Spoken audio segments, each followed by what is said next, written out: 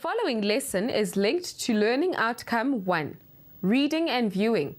It addresses the assessment standard that requires learners to recognize sociocultural and political values, attitudes and beliefs, such as attitudes towards gender, class, power relations, age, and environmental issues.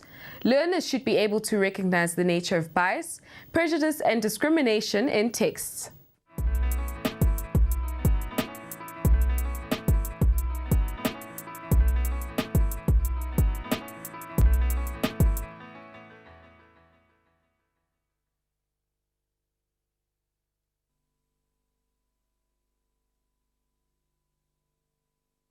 Hi there!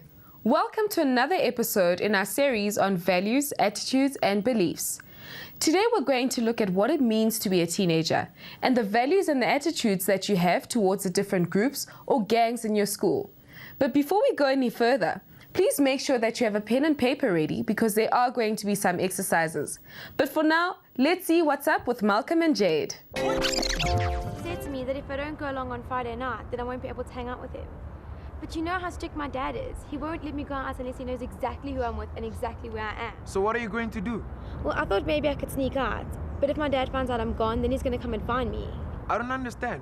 Why is it so important that you got with these girls? Well, they're the group at school. If I go with them, then I can hang out with them at school. This all sounds a bit lame to me. I spent the whole of last year trying to be with the cool guys. And once they let me go with them, I realized that's not what I wanted.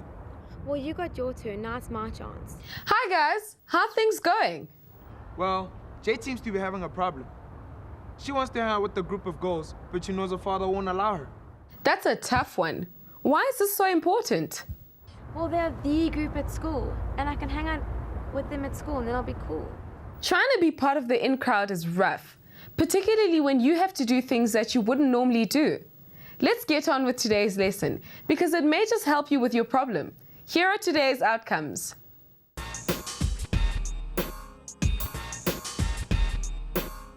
So as you can see, by the end of this lesson, you will be able to explain the meaning of the word connotation, discuss the impact of labels and how they can lead to stereotyping, examine how labels change over time. Before we begin, list the names you have for the different groups that exist in your school. For example, what do you call the sporty guys? What do you call the teens who are really serious about their schoolwork? What do you call the teens that always want to party?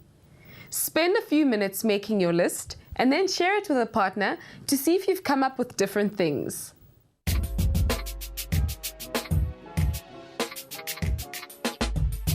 So guys, what did you come up with? Well, we have a group of guys in our school called the Swats. They're the ones who always have their nose in the books. And then there's a group of guys that always go out and get high. They're the stoners. Yeah, we've got a group called the Stoners too. And we've also got a group called the Jocks. They're the sporty ones. Well, let's hear about the labels that different people are given at schools.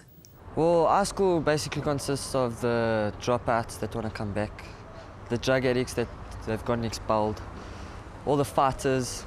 Stoners, potheads, cokeheads, crack addicts. You can get booger sugar disco babies, you can get Bookworms, you know, they're always in the books. And then you get the drug addicts, very abrupt people. And then the stoners, which are very like peace, you know. You've got your babes, you know, the girls with the bods. You've got your ravers, you've got your pillheads, you've got your stoners. They kind of tend to categorize themselves and chat about themselves in that way. We've got a group of Black Label drinkers who have a little song that they sing about how Charles Glass can kick my bum because we drink Black Label. How important is it to be part of one of these groups?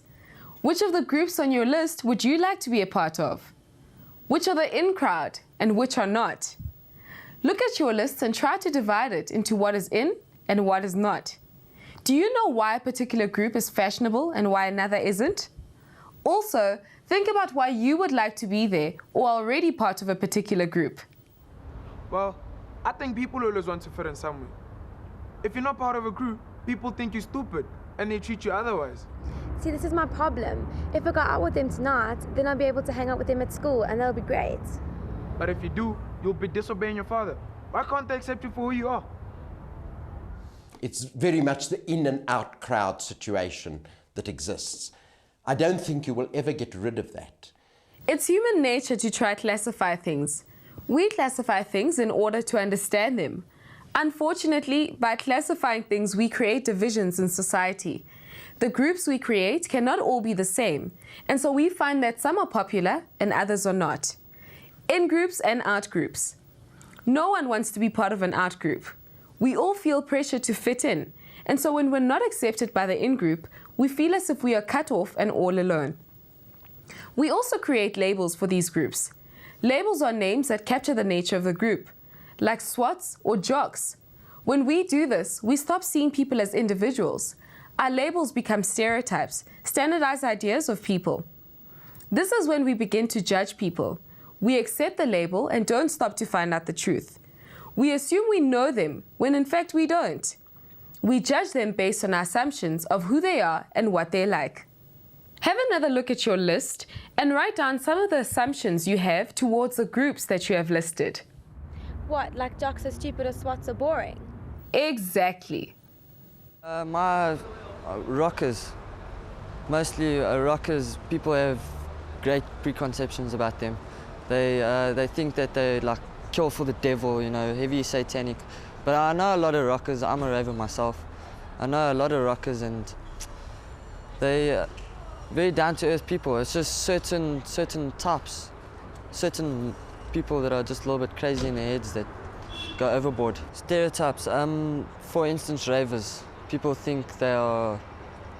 People think all of them are on drugs, which isn't true, and they call them e-bunnies and really discriminate all of them, really, and they really think that they are not all up there.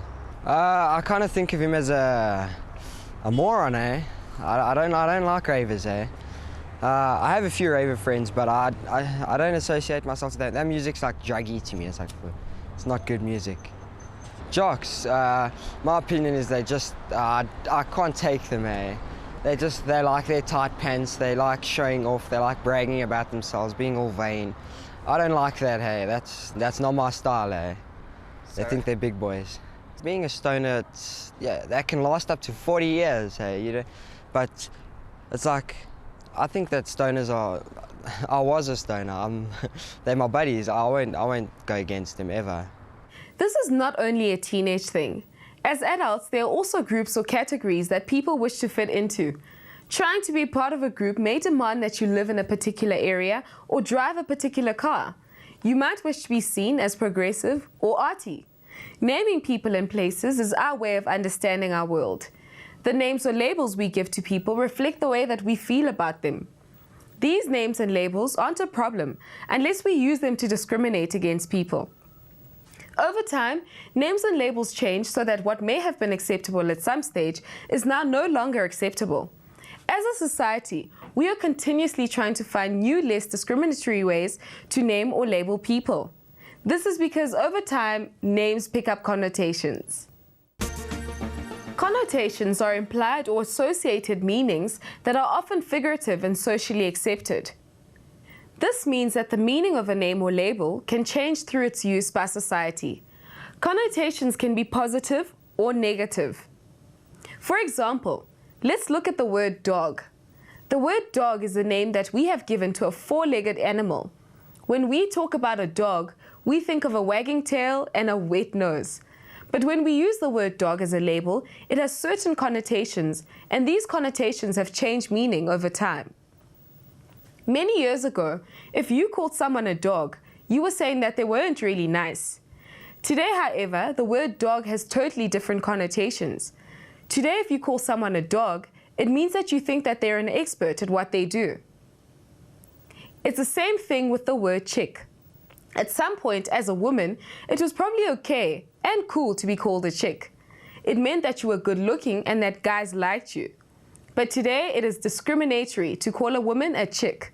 If you did, she would feel demeaned and belittled. This is because the word chick has picked up extra meanings over the years. As people used it, it came to mean different things. And now it carries connotations of being cheap, stupid, and easy. Earlier on in the series, we heard from disabled teens. Let's hear from Thabo about a label that people use to describe him. Okay, the most thing that they like to call me is, cripple, Here's a task for you guys to do.